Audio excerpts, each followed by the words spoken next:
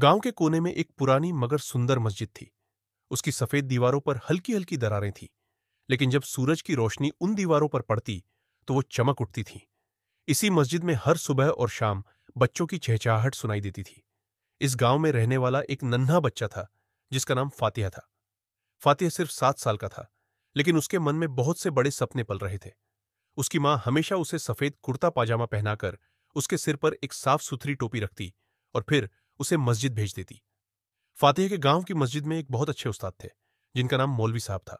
वो बच्चों को न सिर्फ कुरान पढ़ाते थे बल्कि अच्छे संस्कार भी सिखाते थे। मौलवी साहब का स्वभाव बहुत ही दयालु था और उनके पढ़ाने का तरीका इतना अच्छा था कि बच्चे उनकी बातें बड़े ध्यान से सुनते। एक दिन जब फातिहा मस्जिद पहुंचा तो मौलवी साहब ने उसे अपने पास बुलाया। फातिहा बेटे, तुम बहुत मेहनत कर रहे हो। क्या तुम जानते हो कि कुरान पढ़ने के साथ साथ हमें अपनी जिंदगी में अच्छे काम भी करने चाहिए? मौलवी साहब ने मुस्कुराते हुए पूछा। जी हाँ मौलवी साहब, आप हमेशा कहते हैं कि हमें सच बोलना चाहिए, दूसरों की मदद करनी चाहिए और अपने माता पिता की बात माननी चाहिए। फातिहा ने बड़े आत्मविश्वास से जवाब दिया। मौलवी साहब ने उसकी पीठ थपथपाई और कहा, बहुत अच्छा, लेकिन याद रखना, सिर्फ पढ़ाई ही काफी नहीं होती, बल्कि जो कुछ हम सीखते हैं उसे अपनी जिंदगी में अपनाना भी बहुत जरूरी होता है।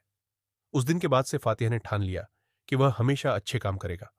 वह अपने दोस्तों को भी कुरान की अच्छी बातें बताने लगा। अगर कोई बच्चा उदास होता तो वह उसे समझाता, अगर कोई भूखा होता तो वह अपना खाना उसके साथ बांट लेता।